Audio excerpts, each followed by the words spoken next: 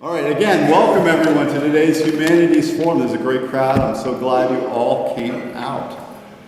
For those of you who haven't been to a Humanities Forum before, this is a regular part of the offerings at Providence College.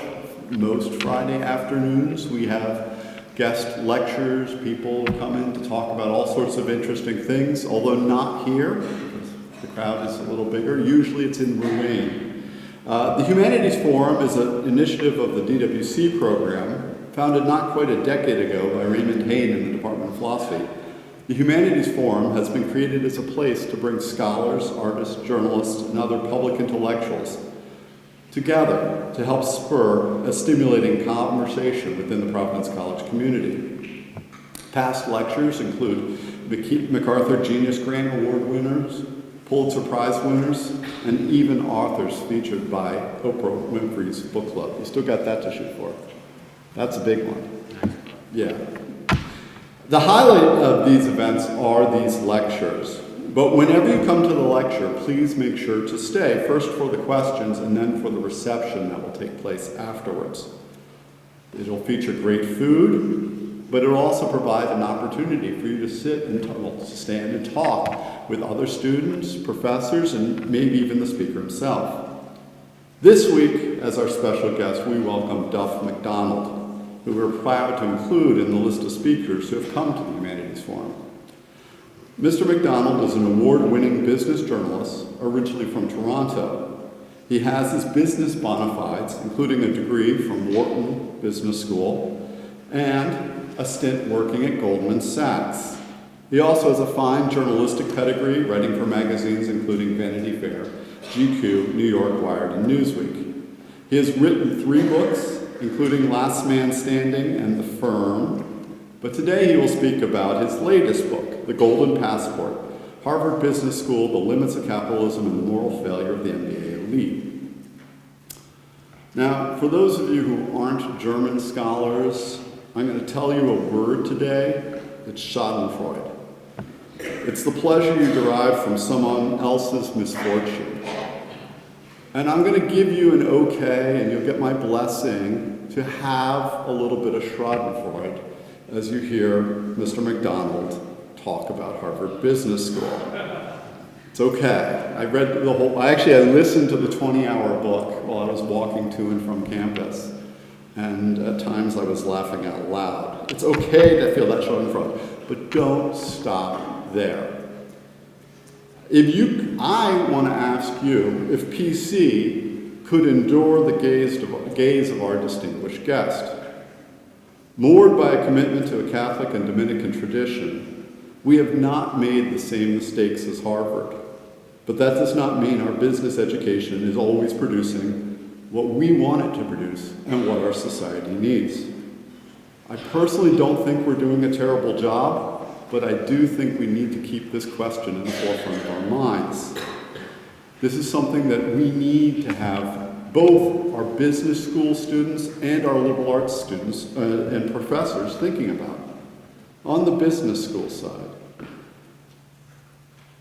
I want to talk about one phrase, or mention a phrase. It's knocking off the core.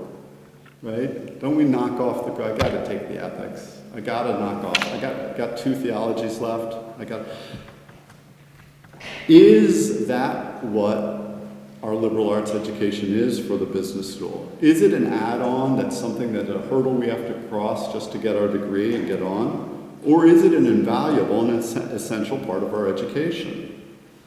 Now, I think that the business school's been doing a lot to try to make these things. Pat Kelly's program with business ethics has been a great start. There's programs involved in the Western Civ program that do a good job.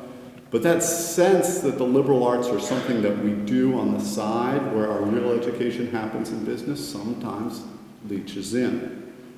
But the business school students aren't the only ones I want to ask to think about what they're doing. I also want the liberal arts students and the liberal arts professors to think about what they're doing.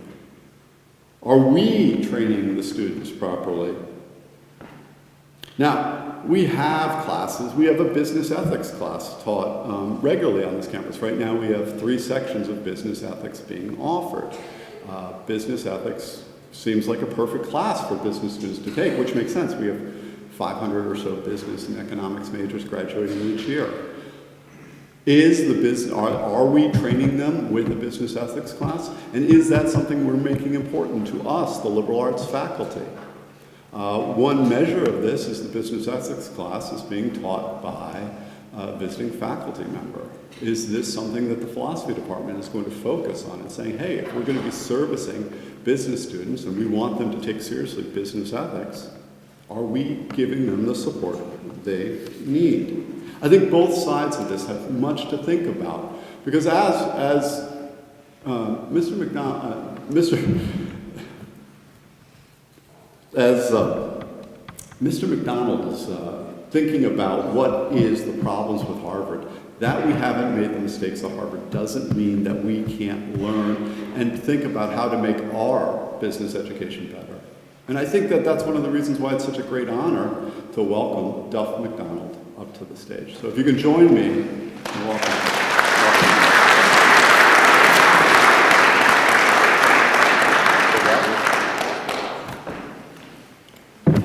Hello, thank you for having me. Thanks for that great introduction. So, a couple of things in preface. To the business school students here, I am not the enemy. I went to Wharton undergrad, got lots of friends who work on Wall Street and elsewhere in business.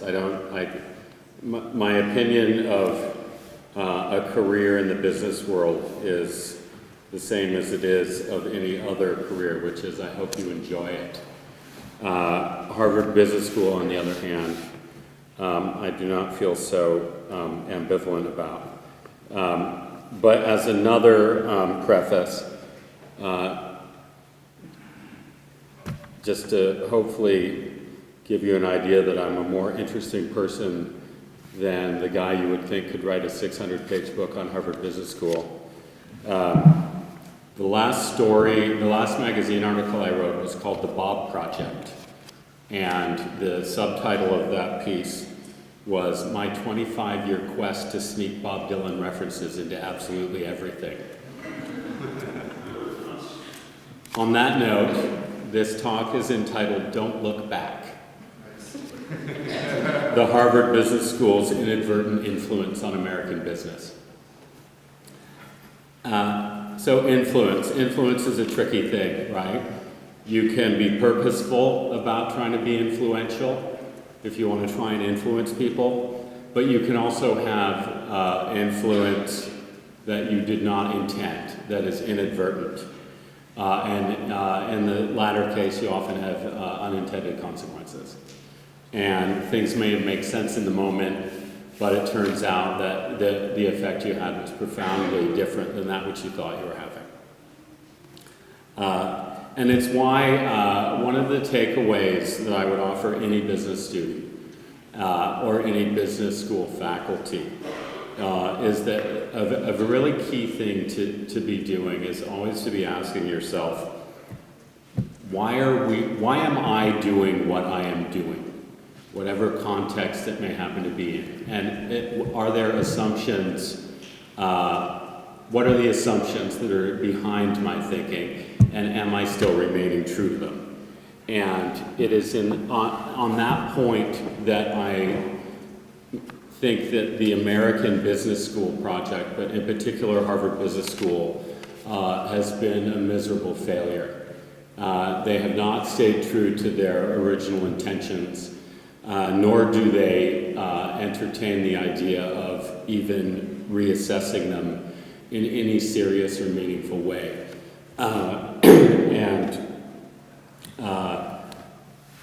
I think it's kind of a cult at this point. So the point of my talk today is that the unintended consequences of Harvard Business School's orientation reverberate through business today and globally. And let's take it from there. So, backing up a little bit, I can tell you how I came to write this book. My first book was a biography of Jamie Dimon, who is the CEO of JPMorgan Chase.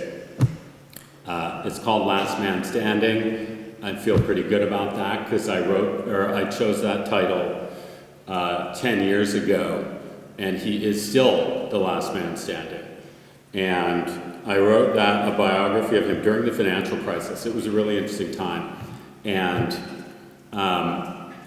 one of the things about Dimon is that he is famously anti-consultant. He doesn't think CEOs should be bringing in strategic consultants all the time. And his point is basically, if you need someone else to tell you what you should do, then you shouldn't be in the job you're in. And I was over at his apartment one time. He likes gin martinis. So we were having a couple gin martinis, and I was like, I'm going to get him talking about consultants. And I said, so what about that? And he went off on a rant. He's famously unfiltered. And his wife happened to walk by the library, his library that we were sitting in, and she stopped and she said, Jamie, Duff's writing a book. And she goes, watch your mouth and, just remember this is all for the record. And she walked away, and he said, all right, fine. He goes, I meant everything I just said. Maybe except for McKinsey. They're different. I didn't know what he meant by that at the time, but I was recording, so it ended up being in the book. And when I was casting about for another book to write, my editor said, what about McKinsey? Remember what Dimon said about them? I was like, yeah. He goes, what do you know about McKinsey? And I said, nothing. And he said, go see what you can find out. So I spent a couple weeks looking into them, and I came back, I was like, this is kind of shocking. Like, they're a 100-year-old firm that is utterly dominant in their industry to the point of it's difficult for a lot of people to even think of any other people. And I said, nobody's ever written a book about them. And I said, I think it's probably because they won't cooperate for a book, but we should probably do it, and let's do it even if they won't cooperate. And so we did that. And while I was working on my history of McKinsey, the firm, I discovered, I'd always known that the consulting industry was full of MBAs, but I hadn't totally understood the history of McKinsey and the Harvard Business School. One of the interesting things about those two institutions is that they were both coming into their own at the same time. They were founded at the same time, and they both lent each other credibility. It was kind of a reciprocal fake out of the American people. When I finished that book, I was out with a friend of mine, and I said, I have no idea what I am going to do next. And he said, isn't it obvious? And I said, well, clearly not to me. And he said, Harvard Business School. And I said, oh my God, you're right. And I then looked into Harvard Business School, and I was like, well, the problem with that is there's been a lot of books written about Harvard Business School. I said, most of them, though, are either insiders' viewpoints, faculty memoirs, or overly positive histories.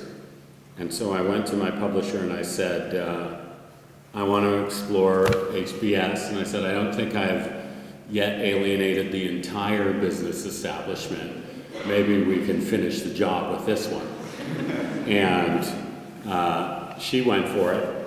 And to my embarrassment, what I thought I was going to learn in a history of, the most influential business school on the planet, if not one of the most influential schools, was that if you think of economics, which is traditionally not in the business schools, there are different schools of economic thought, right? There is the Chicago school, there is neoliberal economics, there is all different kinds of ideas and philosophies of economics, and I somehow had been confused, even though I went to a business school, that the Harvard Business School would have a particular point of view about business that separated them from others, or that others sort of took their lead from. And Chicago is like that in economics. And what I found, out to my great shock, was that they don't. All they do is they take capitalism for granted. So traditionally, if you had most institutions of higher learning are, at least in one way, are there to keep the professions honest, right? Medical schools, they don't endorse quack medicine. Right? You're not going to you have to meet certain standards of excellence and rigor. And I was sort of shocked that a century's worth of Harvard Business School, I thought it would somehow rival medical research, and it didn't. And one of the first discoveries I made in researching this book was, I was like, the research and intellectual output of the business school is actually nothing of the sort.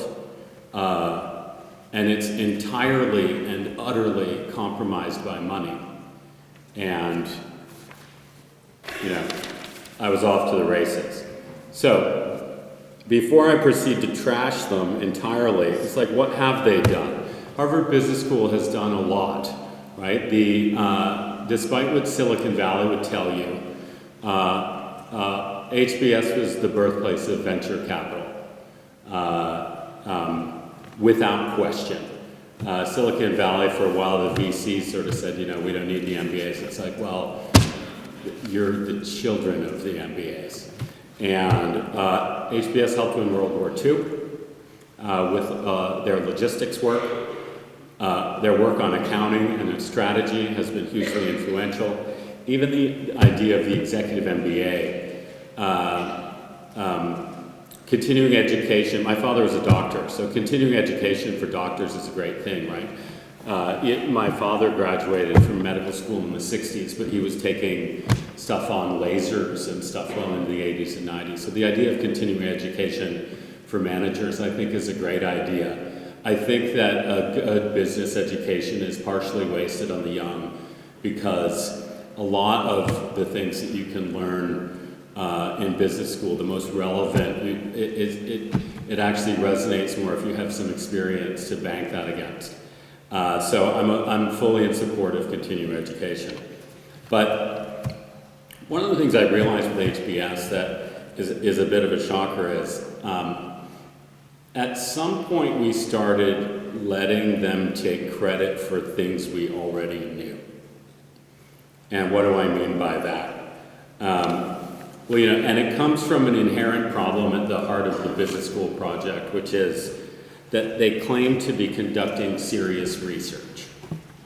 And at HBS, specifically, even more absurdly, they claim to be using the scientific method in their research. And I'll give you an example right now, which, I don't mean to speak ill of the dead, because he just died last week, so may he rest in peace. But Clayton Christensen, who is the creator of the theory of disruption, right? That thing spread like a meme, right? Everyone in this room has probably used or heard the word that said that something's very disruptive in recent years. It's sort of gone way off course of his original meaning, which was that established competitors need not only be worried about competition from their obvious competitors, they should also be worried about being taken out from below by someone selling a cheaper or even more inferior product than yours, who can cut into your customer base and then come at you from the bottom. Christensen claimed that he had proven this theory scientifically. And it's like, I don't really want to get started on that, because it's like, what are you talking about? This is not people doing business is not a physics laboratory. But the point is like, did we really let Harvard take credit for the idea that competition can come from unexpected places? We already knew that. Michael Porter is probably the school's most famous professor, and he is famous for writing about the 5 forces of competition, and they are the threat of substitute products, the threat of established rivals, the threat of new entrants into the market, the bargaining power of your suppliers, and the bargaining power of your customers. We already knew that too, and yet we're supposedly supposed to thank Michael Porter for telling us about it. They had been doing business for centuries before that, and every single person who's ever run a business knows all of those 5 intuitively. And the current dean of Harvard Business School some of his stuff, he was my favorite person to quote in the book. And I'm going to read you an interesting one here. This is from a book that he wrote before he was the dean, and it was on networks. Relative to electronically mediated exchange, the structure of face-to-face interaction offers an unusual capacity for interruption, repair, feedback, and learning. In contrast to interactions that are largely sequential, like email, face-to-face interaction makes it possible for 2 people to be sending and delivering messages simultaneously. The cycle of interruption, feedback, and repair possible in face-to-face interaction is so quick that it is virtually instantaneous. And I said, I think I can summarize that in a lot shorter sentence with a lot simpler words. Communication works better in person than not. And again, one of the issues with business school research is that unlike some of the areas where there's fundamental research going on, where people are pushing the boundaries of what we know, we tend to know what business is about. New things can pop up, right? Like social or online marketing and stuff like that, where technologies change. But the business school academy struggles with the new because there really isn't a whole lot new about how we do the things we do commercially. And so they strain themselves to discover that which we've already discovered. And which just leads me to one of my suggestions. When you are studying your business school subjects, you want to think about it. It's like you want to think about what you're reading, because what Dean Noria wrote there sounds really smart, and it sounds like, oh Jesus Christ, this guy is he's like a real academic, and it's just fancy language covering up a very obvious point that we knew already. So I have 3 examples of the Harvard Business School's inadvertent influence that I would suggest are equally, if more important, than the ways that they've positively influenced the world. And I present them all as just something that hopefully causes you to stop and just think about it for a second. So the first one is the case method. Do you guys teach by the case method here? No? A little bit? Okay, so the case method is, right, for those who aren't familiar with it, you have lecture teaching, which is, the one we all know, where the professor gets up and tells you stuff and you write it down. And the case method is a more conversational approach where students go home, read cases, and then the classroom work tends to be, it is a student-led discussion with the professor acting more as facilitator, And to me, it's like, okay, this is interesting. They ported it from the law school at Harvard Law School, and it's a really intriguing idea, right? To put yourself in the situation of, okay, if you're the CEO of company X and competitor Y has introduced a new product at half price of yours, and they're starting to eat market share, and you were about to build a new factory, what do you do? And they put a student in the hot seat every class, and it's called cold calling now. It's got to be terrifying in your first year, where the teacher says, "You, what would you do?" And the unlucky student at HBS has got to basically talk for 30 minutes plus about their answer to the question, and then suffer the attacks of their classmates who try to take them apart. And if anything, Christ, it's got to prepare you for public speaking, right? So it is not a surprise that HBS graduates like to talk, because they're very well trained at it, and they're trained to do so under fire. And it also teaches you to think on the spot. It also teaches you to put yourself in the place of the decision maker, instead of simply stuff like learning corporate finance or accounting, rote memorization, right? So there's a lot, the case method has a lot to recommend it. You know, at the same time, they often speak about it.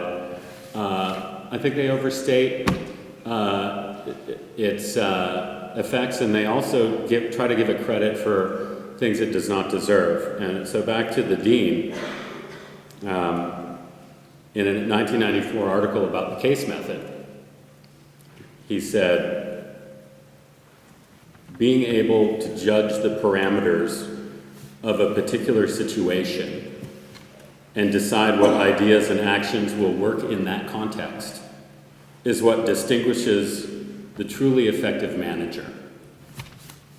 To which I replied, likewise, being able to judge the parameters of a particular pitch and decide which swing will work in that context is what distinguishes the truly effective hitter. Likewise, duh. Again, they said, no, this case method teaches people to be better decision makers. And we'll go back to the dean. And he said, more often than not, managers are thrown into situations in which they must act quickly and without certainty. To quote economist Kenneth Arrow, in many situations, we must simply act, fully knowing our ignorance of possible consequences. To which I responded, likewise, if the forecast calls for a 50% chance of rain, we must simply choose to take an umbrella or not, fully knowing our ignorance of possible weather. What Noria is arguing is that the case method gives one the ability to choose how to proceed in a given situation. With all respect to him and economist Kenneth Arrow, most of us don't need an economist to tell us we don't always know what's going to happen next, and that we sometimes have to make a decision before we'd like to.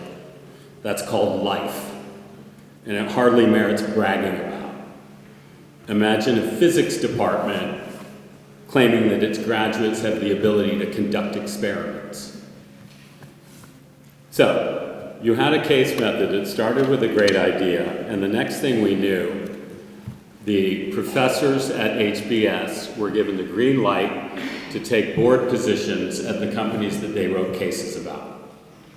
It was a way to, one way to keep the faculty from looking for jobs in industry, because academia is not the highest paying job there is. But the school justified the move by saying, it will allow our professors to get closer to companies so that they really understand the action, so that they can really tell our students what is going on. That is why we are doing it. to give you an example of how that is not true. And this is an example from my book. So there is a professor at HBS, his name's Thomas Piper. He wrote a couple case studies on Marriott, the hotel company. So here's the timeline for you. Thomas Piper meets one of the Marriott heirs, becomes friends with him, arranges for Marriott to get a $4.5 million a year food service contract with Harvard Business School's cafeteria. That contract is signed in September 1981.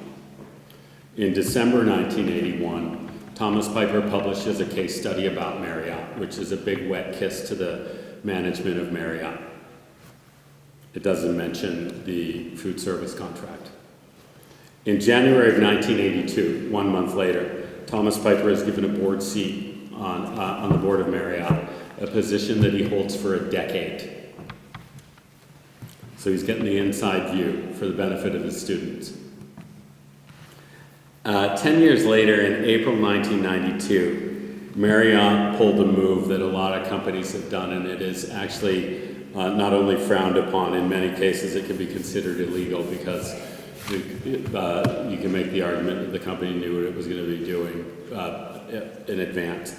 They issued $400 million worth of debt and then split the company into good co and bad co, and pushed all the debt onto one of the halves of the company.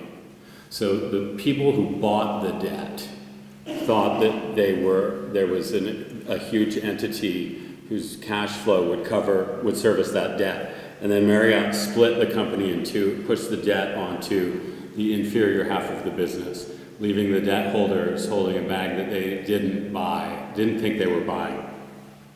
So, Thomas Piper resigned from the board of Marriott in protest, right? So you think, well done, you're gonna write a case about this, because you have the inside view, and you're gonna let your students know what really happens and teach them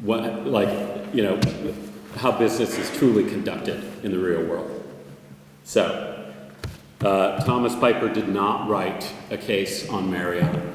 He never updated his case on Marriott. And I asked myself, why did he not write that case? This is exactly what the faculty or the administration was talking about. We let our faculty sit on boards so that they can get the real inside view so that they can then transmit that to our students. He did not do that. And I said, maybe it's because he was too busy at the time writing a book that came out the very next year, and it was called Can Ethics Be Taught? And my response to that was, not if you don't even try.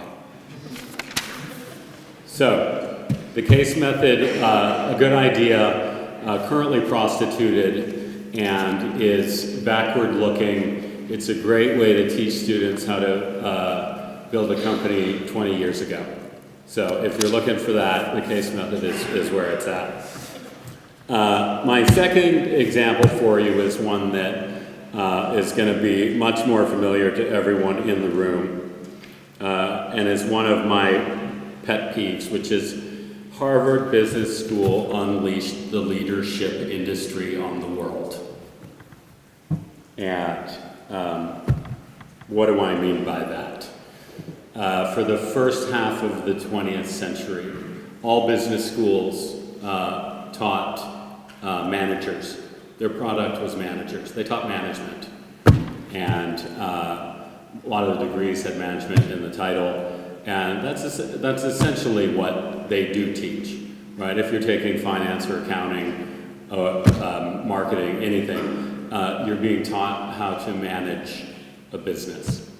And for the first 75 years of their existence, that was a product in high demand.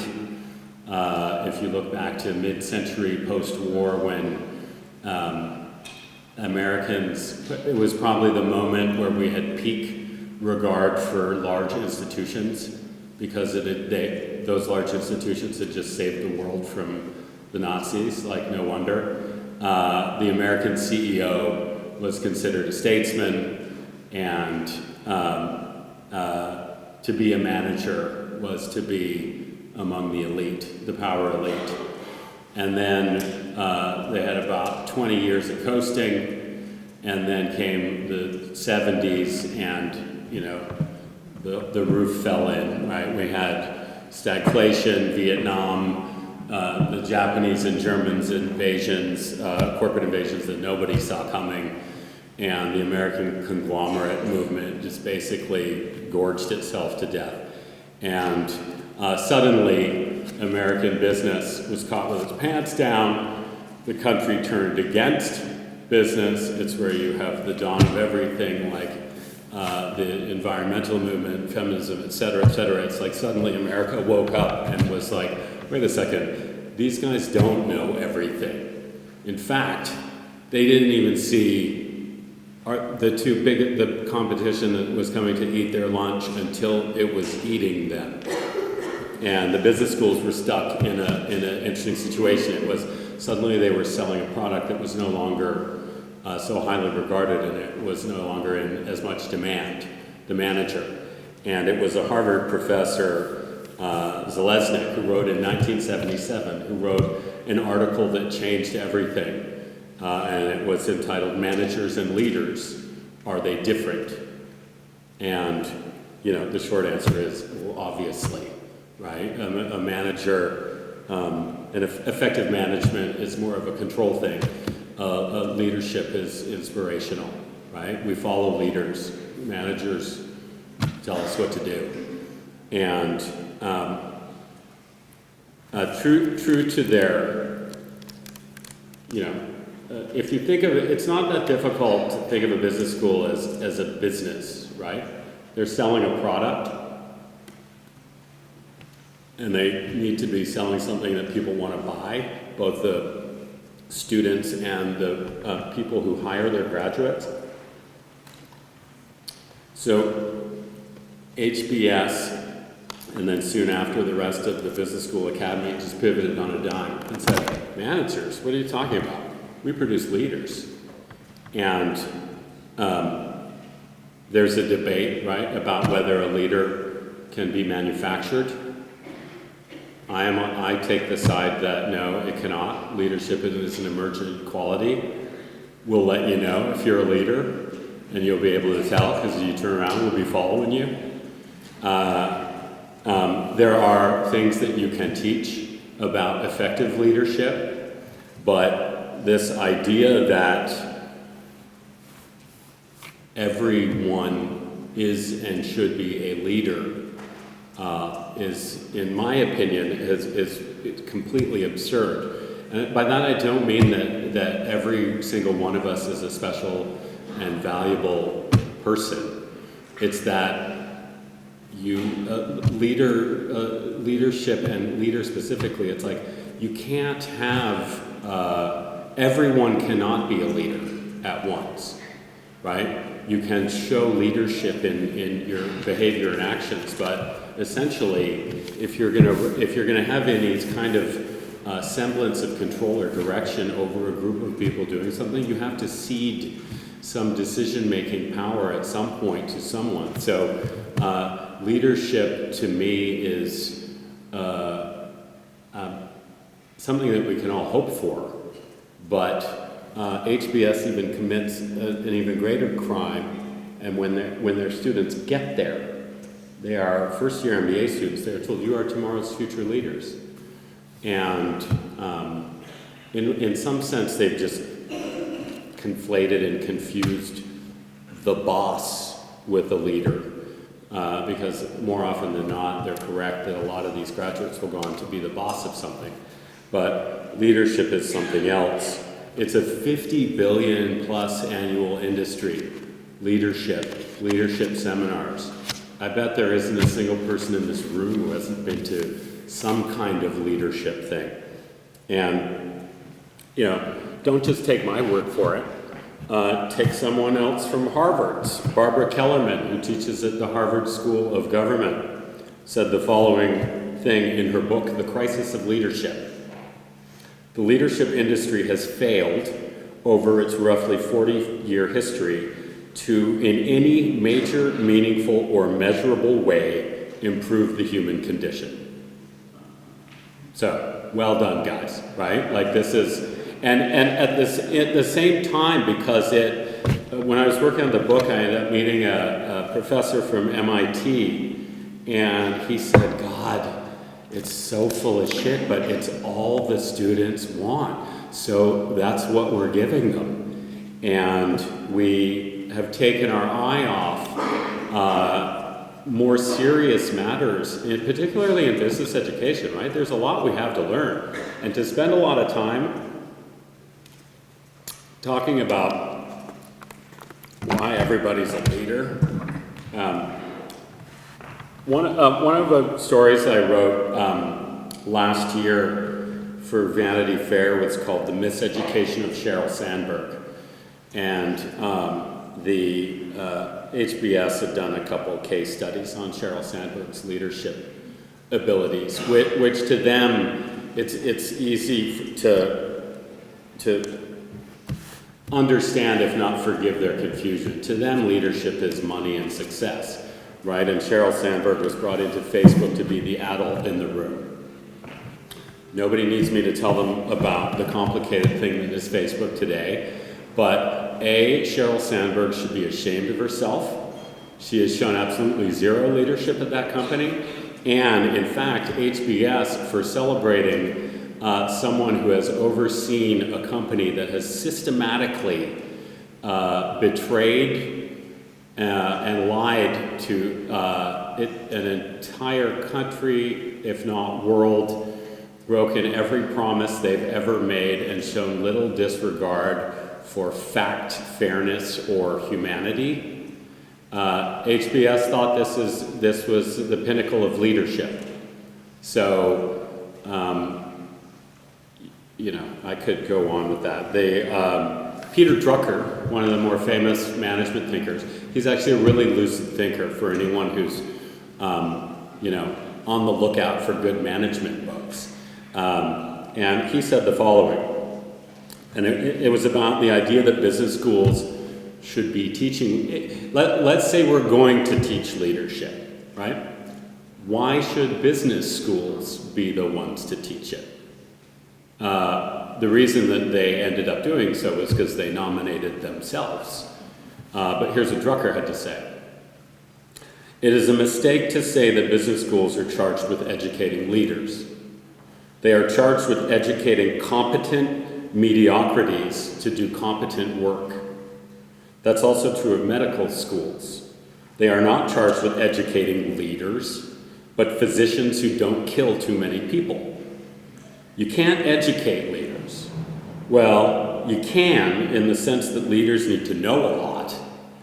But the purpose of professional schools is to educate competent mediocrities in large numbers. And that is what we are doing. Whether we are doing it well or not, I do not know. That's another matter.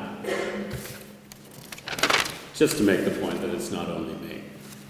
And my third and final example that I'll give you is, to me, the most egregious of all, and it is it's known by a number of names, but shareholder capitalism is probably the best known, and we have HBS to thank for that too.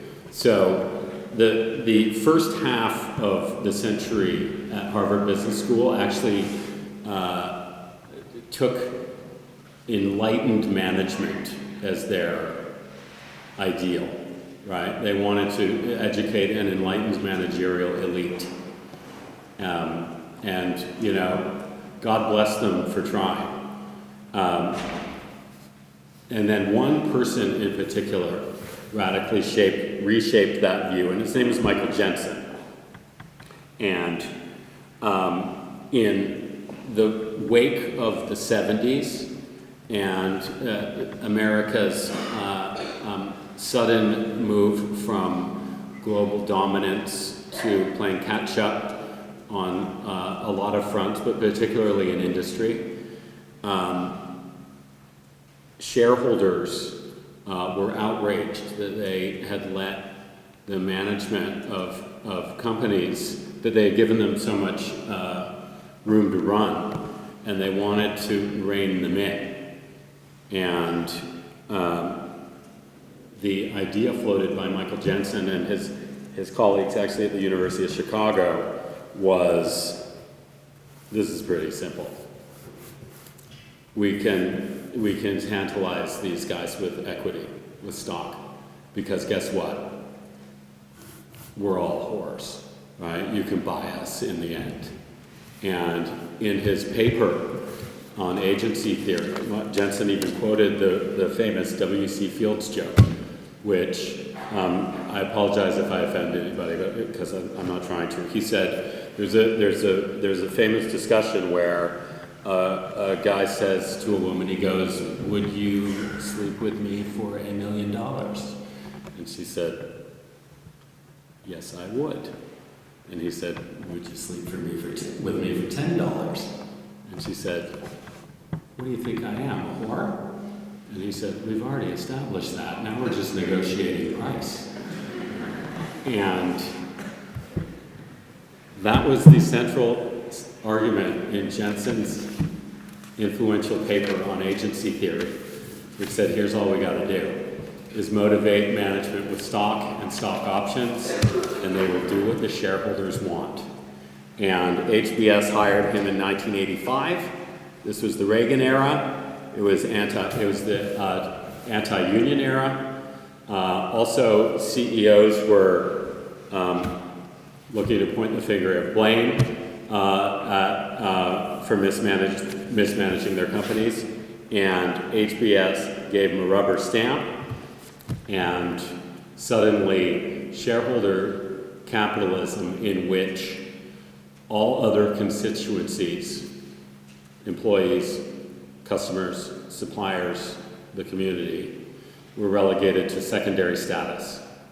There is a myth in this country today that that companies must and have to be run in the interest of shareholders above all else. I'm not the guy to break that down for you, but it's simply not true. You get courts to say it, but there is no precedent in our legal system which establishes that that is the case.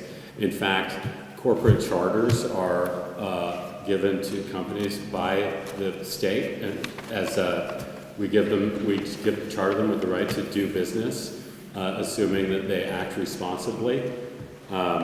So HBS, of course, didn't realize at the time, because it was the 80s and, you know, the era of Michael Douglas on Wall Street and greed is good. They had no idea how their curriculum shift towards this was going to cascade through the following decades and leave us in the situation we're in today, I would argue, in which inequality in this country is at a century high, right? We brought it down mid-century and now it is back up.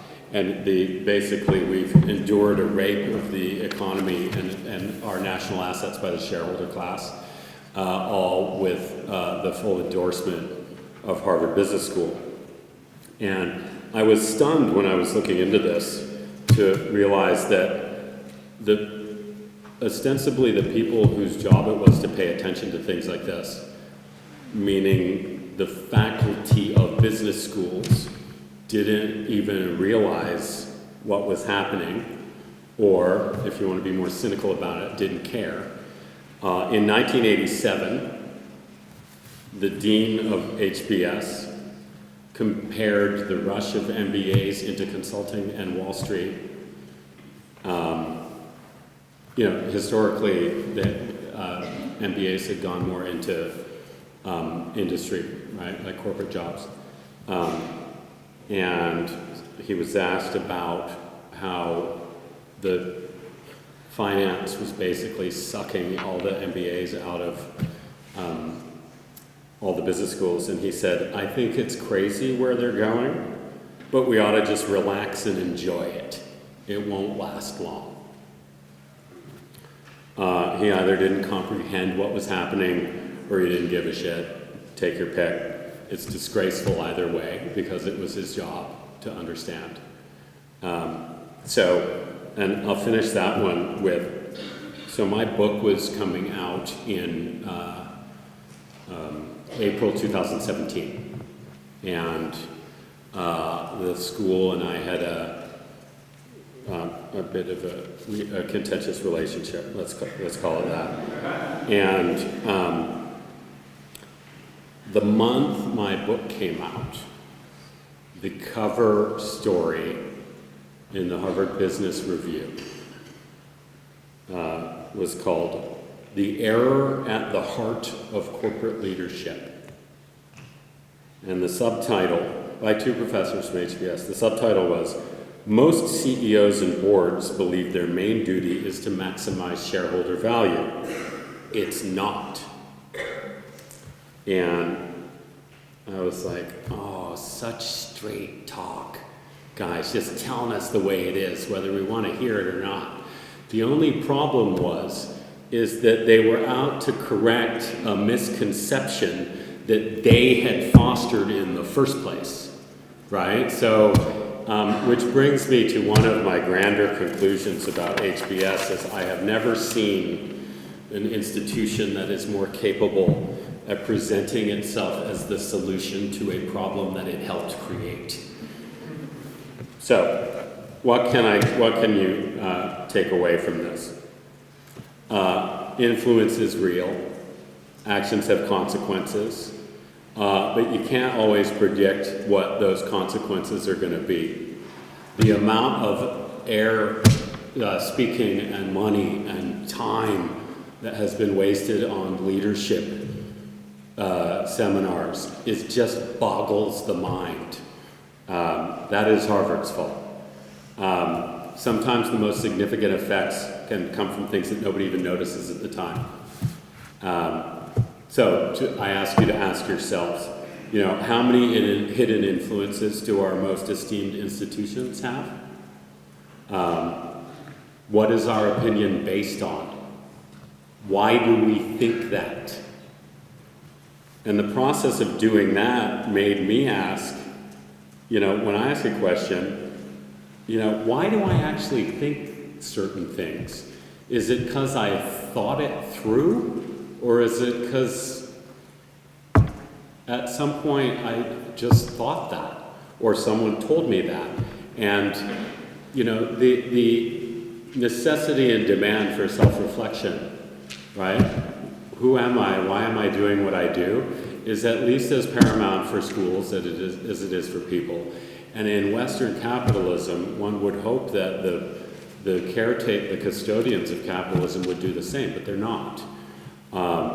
So pay attention. And, there are things that we set out to do, and there are the things that we set in motion, right? And those two are not always the same thing. HBS was not actually interested in discussing that idea with me. And when my book came out, the dean gave one interview about it to one publication, the Harvard Crimson, an undergraduate newspaper. And such courage, right? And he said, and I paraphrase him, but he said, there's a lot that is wrong in this book.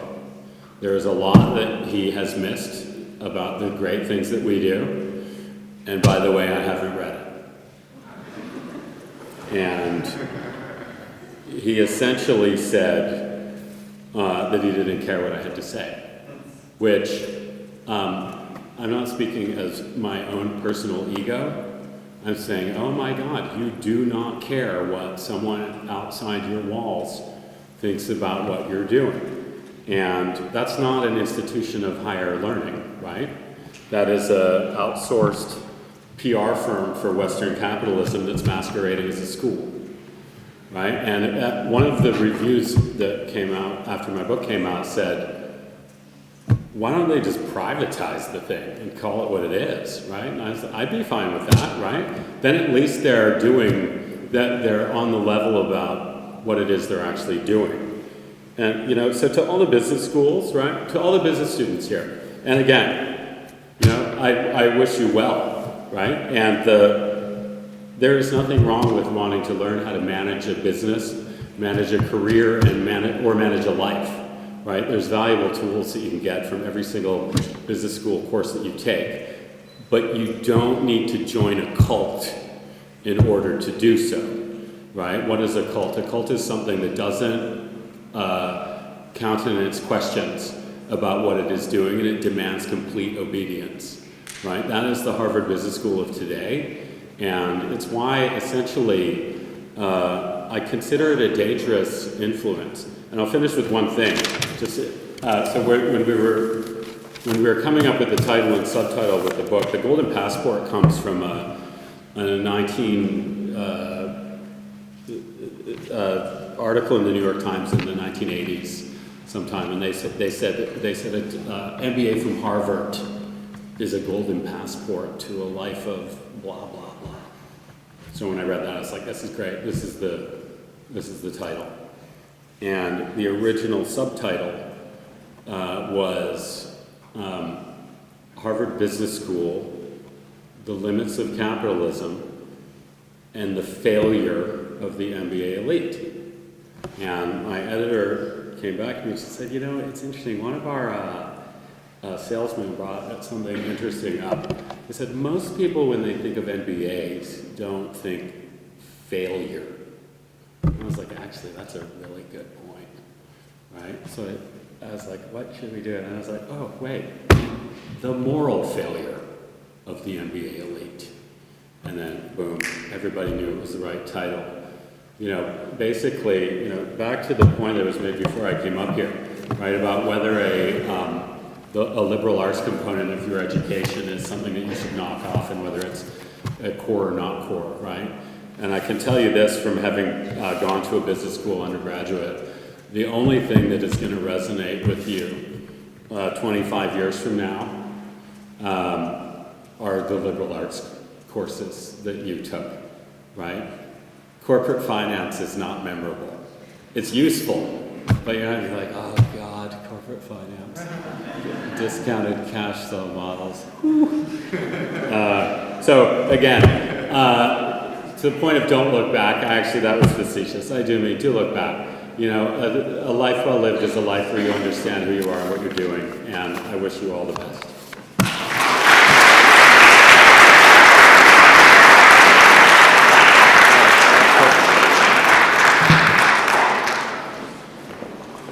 All right, Mr. McDonald is on. Yep, there we go. Mr. McDonald, you got to stay up there. He has agreed to take questions. And our tradition is that we start with students. So the question from a student, yes. He holds his opinions, so you might have to get something out of it. Good afternoon. Thank you for your talk, and thank you for coming to Providence College. My question for you is, what blame do you subscribe to our great American businesses, JPMorgan, Goldman Sachs, just for financial institutions and beyond, for hiring almost exclusively from this cult? And then as a corollary to that, about the death of in-house corporate development like we saw in General Electric in the 80s and 90s, just as powerhouses for creating great executives. That's a great question. I think one of the reasons that a lot of companies hiring for future management tend to hire MBAs is that, or business undergraduate, business school graduates, is that the schools essentially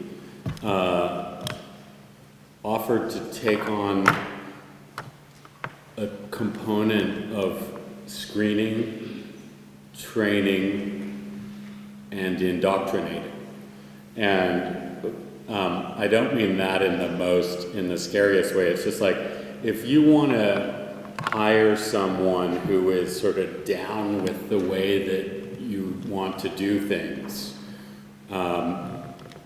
everybody can use a rebel on their staff for some regards, but a lot of the time you just need people who are going to, you know, do what you expect them to do. And business schools are a great signaling device. It's also called credentialism, right? So a business school education has the components of what you've learned, but it also gives you a way to send a signal to your potential employer, which is, I want this badly enough that I would do 2 years of this.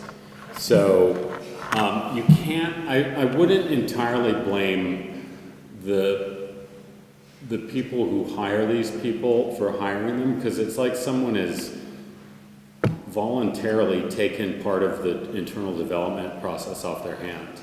But you make a great point. McKinsey, for decades, almost hired exclusively Harvard MBAs. Like, you couldn't even get a job there if you had a different MBA. And in more recent years, they have stressed more than anything the growing percentage of non-MBAs that are hiring. But, you know, I can sympathize with an undergraduate or even grad student who's thinking, you know, it's a tough job market out there. How do I make myself attractive to an employer?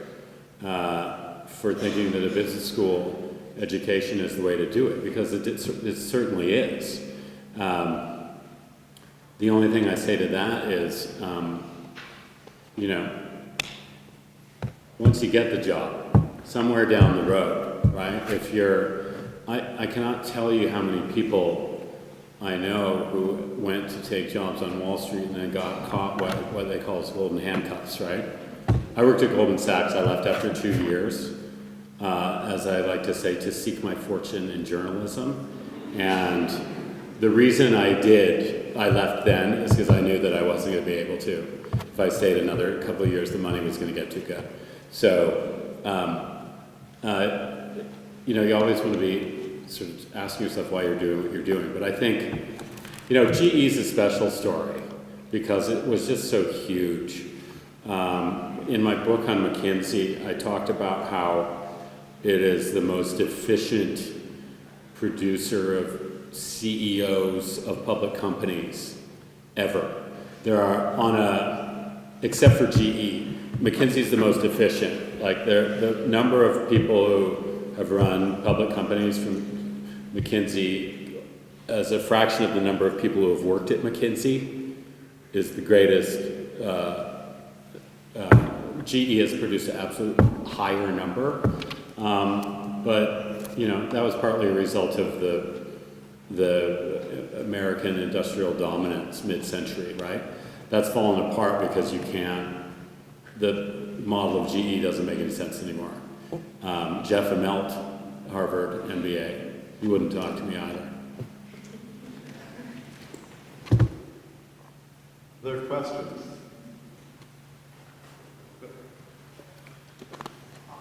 Pardon me if I speak at length because I'm going to relate a case named Matt.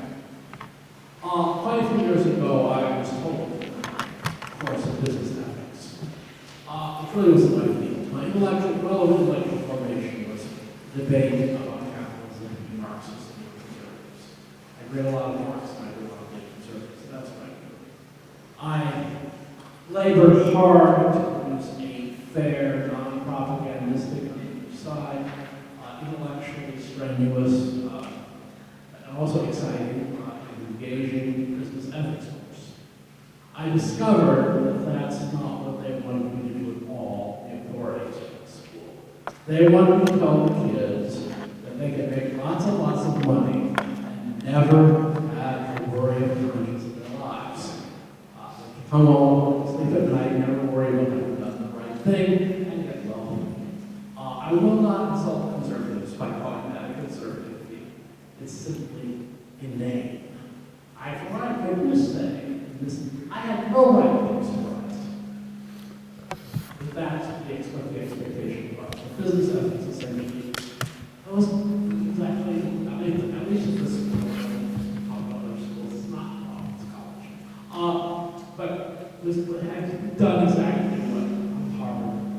business schools.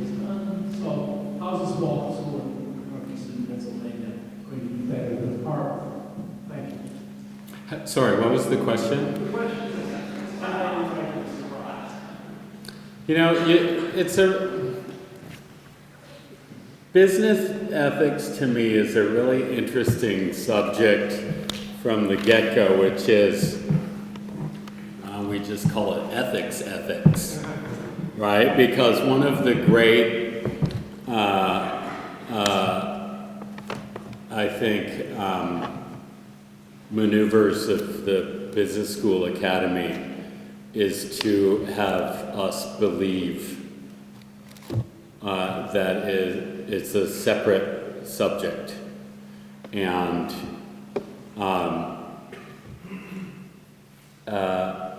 yes, we often have to make decisions with where we can't satisfy all the competing interests, right? And there was I had a chapter in my book that got edited out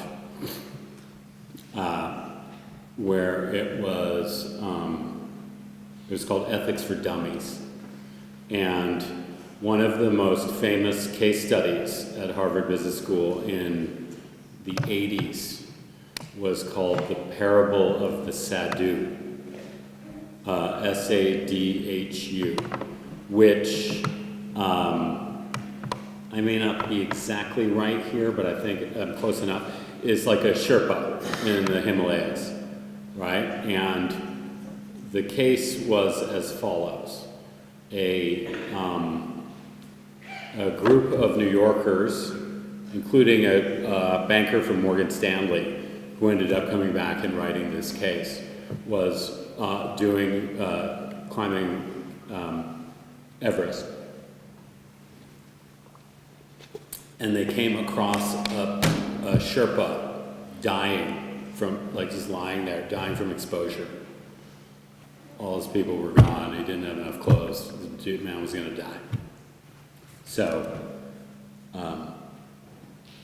there emerged a split in the group. Some of them said, we should probably make sure this guy doesn't die here. And the other half, which included this banker, said, we don't know him. Maybe this is all his fault. We are on the verge of an accomplishment that we have been working towards for many months. If we stop now, because you know the dynamics of, when can you make it to the whatever, right? Like it could have or would have rendered their ascent, that they wouldn't have succeeded. And they gave him something to cover him and left him there and kept moving.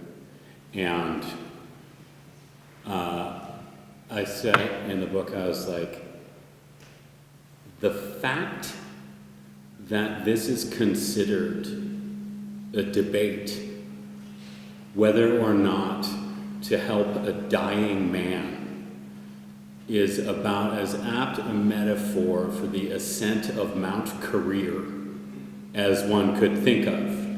And I was like, this is despicable that of all the things that you could teach, you could see yourself teaching a thing about where do we put the new factory? Do we demand a tax cut from this city, or do we do it here, which has, more unemployed, and do we do this? And so you can see where you can be in a situation where you have some sort of murky ethics where it's like, what's the right thing to do here? And I was like, Jesus Christ, what's the right thing to do here? You're going to debate this? And so yeah, I was stunned. I was, every person I spoke to who went to HBS said ethics was an afterthought. Also, there's a great anecdote. Jeff Skilling, who went on to run Enron, they had a class discussion one day where they said, okay, so your product has been discovered to be killing people. Do you keep selling it, or do you stop and try to fix it? And Jeff Skilling said, and I know this because someone who was a classmate actually wrote an editorial about it, said, you keep making it, it's the government's job to stop that. So this is not just someone outside, I went to Wharton, one review of the book was like, you're just jealous, you didn't go to Harvard Business School. I was like, you overestimate me. I would not write a 600-page book out of envy. And so, but my point being is, I'm not exaggerating. Like, these are real conversations that happen in that school as recently as 20 years ago. What's the right decision? Do you keep making the lethal product, or do you and let the regulator stop you or not? So it's they haven't. Part of the defense of that is you can't really teach ethics to a 25-year-old, right? And they say it's a job of your parents or your church or something. But it's like, well, Christ, you can try, because if this is what these people are thinking, then we have a problem. And again, shareholder capitalism. So I think it's, I also sympathize. I wouldn't want to be the ethics professor in a business school, right? It's like working in the back office of a Wall Street firm. If you're not bringing in money, nobody gives a shit what you do. So it's a tough thing to do. One of the roles I didn't take on for myself was, here's how I would redesign the business school, according to Duff's rules. But one of the things that would probably be helpful is, to bring a greater core of liberal arts teaching into the curriculum, of which ethics is a fundamental component. So, I hope that answered the question. Why I have time for one more question?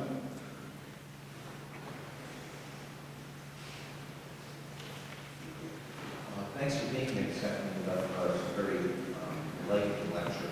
As someone who worked in business during the period you were talking about, you brought up the idea of increased shareholder value is the maximum of business.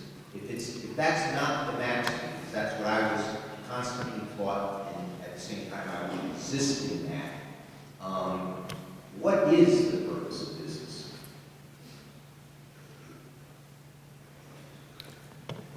It's a great question, because it's like, my answer to that has always been,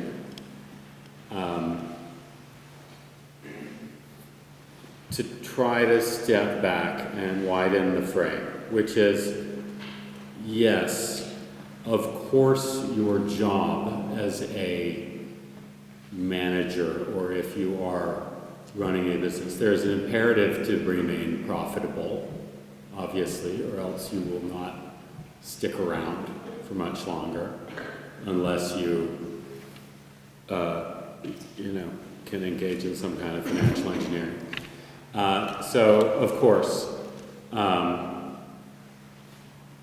the point of a business is to make profits. But I always thought, okay, why don't we step back? It's like, you're a human being, right? So, what is the point of being a person? And to me, that always sort of did a better job of answering the question. We were talking at lunch about how Jensen and his crowd argued that you cannot give a manager more than one objective, because they can't manage to two competing objectives. Widen the frame. Ask a parent who has more than one child, right? Is it possible to serve two masters? Yes, it is. It's more difficult, but at the end of the day, I think you are a human first and a employee or a businessman second. And I think the great mistake that we made in America, if not the world, has been to reverse the order of importance of those two. One of my, in the book about McKinsey, I make a similar point, which is these guys are the high priests of efficiency, right? And rationality. You want to be more efficient? Bring McKinsey in. They'll show you how to do it. They'll fix your processes for you. They'll help you be a scapegoat if you need to lay people off, right? They're the kings of efficiency.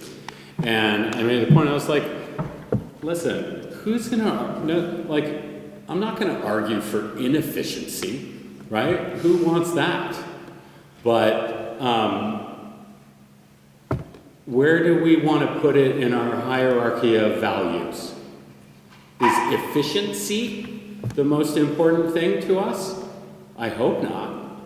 And there's beauty, there's, there's fairness, there's love, there's all these other things. It's like, yeah, of course we want to be efficient. And same thing, it's like, yeah, we do want to earn a living, but it's a poor trade-off to make if you're like, yeah, and in the process I've decided that I'm going to throw out the window all the things that I know about what it is to be a good human, because this is what Michael Jensen told me. So, it's all a context thing. Actually, sorry, I'll finish with one point. When I wrote The Firm, one of the more surprising endorsements I got was Ralph Nader puts out a list of his favorite books of the year, and they're essentially like books that stick it to the man. And he put The Firm on it. And when I was starting to work on the Golden Passport, I was like, I think I gotta call Ralph Nader, right? Because why not? He knows who I am. Let me see what he has to say. And it was like far more valuable than I had expected. He actually is a Harvard Law School graduate and wrote the introduction for a book called The High Citadel about Harvard Law School that kind of follows a similar approach, which is what was the foundational premise of this place and where are we now? And, it's the same story, right? The lawyers have gone from being whatever to being, capitalism's, hatchet men. And he gave me a piece of advice, which was the most important piece of advice anybody's ever given me about writing a book. He's like, do not get sucked into having the discussion on their terms, right? What you have to do is stay out here and remember what the perspective is, right? You're not talking about, you don't want to be talking within the confines of an actual business education, right? Because you're right, it's like, who's going to advocate for taking your eye off the profit ball? It's like, you got to stand outside it and say, what is the point of an education? What are we doing here? But from this perspective. And I didn't quite understand what he meant at the time, but as soon as I got into the book, I was like, oh my God, thank you. Because it allowed me to look at questions like that and say, yeah, okay, sure. Yes, profits are essential. So is being a good person. And, if you want to make a choice between those two, go ahead. Like, to me, there's one answer. And it's like the parable of the Sadhu. It's like, okay, what do you want to do? Climb Mount Everest or let a man die? And so, yeah, I think the answer to the question is just to expand the frame.